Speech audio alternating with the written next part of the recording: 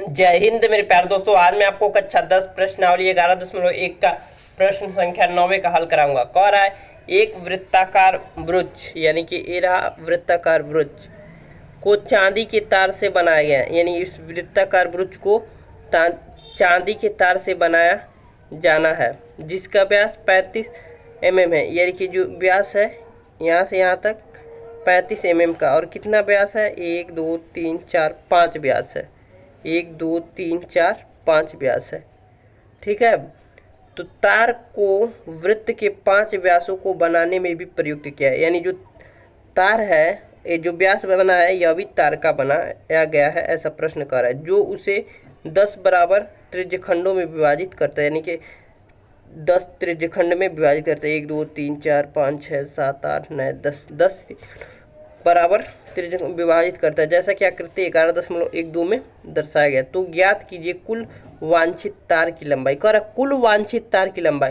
तो प्रश्न कहा है कि ये जो वृत्त है वृत्ताकार वृक्ष है यह भी तार से बनाएगा और 5 व्यास बनाया गया है तार की लंबाई से। अगर हम वृक्ष की वृत्ताकार वृक्ष क्या है? परिधि है। तो परिधि वृत्त की परिधि निकाल लें कितना होगा और 5 व्यास की लंबाई ज्ञात कर ले और इसको जोड़ देंगे तो हमारे पास कुल वांछित तार की लंबाई मालूम हो जाएगी। और वृक्ष के प्रत्येक त्रिज्यखंड का क्षेत्रफल यानी किसी एक का त्रिज्यखंड ज्ञात कर लेंगे तो हमारे पास आंसर आ जाएगा आसानी से। तो चलिए सबसे पहले लिखेंगे, यहाँ पर पहले का हल करेंगे। लिखेंगे दिया है। तो दिया है क्या भाई? हमारे पास दिया है हमारे पास व्यास दिया है, व्यास जिसे अंग्रेजी में डायामीटर कहते हैं, 35 mm दिया है। तो यहाँ से त्रिज्या क्या हो जाएगी? 35/2। ठीक है। अब थीटा हमारे पास क्या हो जाएगा? थीटा क्या होगा ब्रो? देखो तो पूरे वृत्त का योग 360 होता है और 10 भाग किया है तो 360/10 कर देंगे तो 0 से 0 कट जाएगा तो बराबर 36 डिग्री आ जाएगा हमारे पास। तो थीटा आ गया हमारे पास 36 डिग्री। अब लिखेंगे प्रश्नानुसार, यहाँ लिख देंगे हल। तो देखिए दोस्तों, सबसे पहले हम वृत्त की परिधि ज्ञात कर लेते हैं क्योंकि वृत्ताकार वृक्ष को चांदी से बनाया गया है और कह रहा कुल वांछित तार की लंबाई ज्ञात करना है और 5 व्यास है, यह भी चांदी से बनाया गया है। कह रहा है ना 5 व्यासों को बनाने में भी प्रयुक्त किया गया है चांदी का तार। तो चलिए ज्ञात करते हैं। सबसे पहले लिखते हैं वृत्त की परिधि। वृत्त की परिधि का फार्मूला क्या होता है आपको याद होना चाहिए, 2πr। तो हमारे पास आ जाएगा परिधि 2πr। 2 और पाई का मान 22/7 और आल की वैल्यू हमारे पास 35/2 है। 2 से 2 खत्म, 5 एकन्ने 7 एकन्ने 7 और 7 पच्चे 35। तो हमारे पास आ गया 110 mm वृत्त की परिधि। अब 5 व्यास कहा है तो लिखेंगे चूंकि एक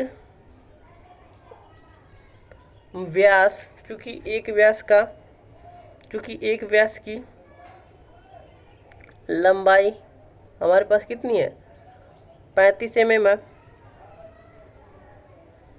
और पूछा कितने व्यास से बना है? 5 व्यास से बना है। देखिए गिन सकते 1 2 3 4 5। अगर इसको लेंगे 6 करेंगे तो यही ना पहले ही गिन लिए इसको। ठीक है। इसलिए 5 व्यास की लंबाई क्या हो जाएगी? 5 × 35। तो गुणा करेंगे 5 पच्चे 25 का 5 और 5 × 15 2 17 mm। तो लिखेंगे कुल वांछित तार की लंबाई। कुल पहला यही ना पूछा है, कुल वांछित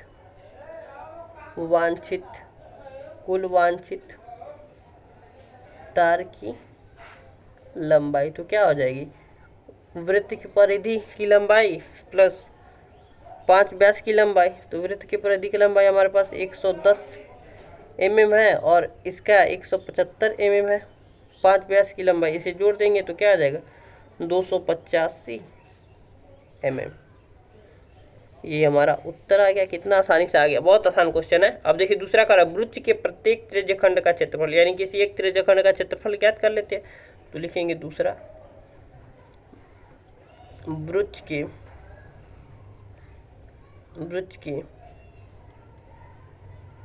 त्रिज्यखंड का क्षेत्रफल। तो क्या हमारे पास है, त्रिज्यखंड का क्षेत्रफल क्या होता है, थीटा बटा 360 पाई आर स्क्वायर। थीटा की वैल्यू हमारे पास आया कितना, 36 बट्टा में 360 इंटू पाई का मान 22/7 इंटू आर स्क्वायर। आर का मान हमारे पास 35/2 इंटू 35/2। अब काट पीट चालू करें, जीरो से जीरो तो ये नहीं, यहाँ से हो जाएगा 36 से करने 36, 36 जहाँ में 360, तो यहाँ से आ जाएगा 10। अब काटेंगे यहाँ से तो 7 करने 7, 7 पचे 35, 5 करने 5, 5 दूना का 10, 2 करने 2, 11 दूना का 22। तो हमारे पास बचा 11, 35 और 2 दूना के 4। तो 11 में 35 का पूरा करेंगे तो 5 करने 5, 5 3 8 और 385/4 mm²। यही हमारा उत्तर हो गया। बहुत आसानी से, बहुत मज़े से हमने ज्ञात कर लिया। मुझे आशा है कि आपको समझ में आ गया होगा।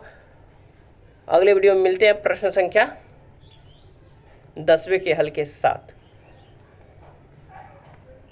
नोट कर सकते हैं आप।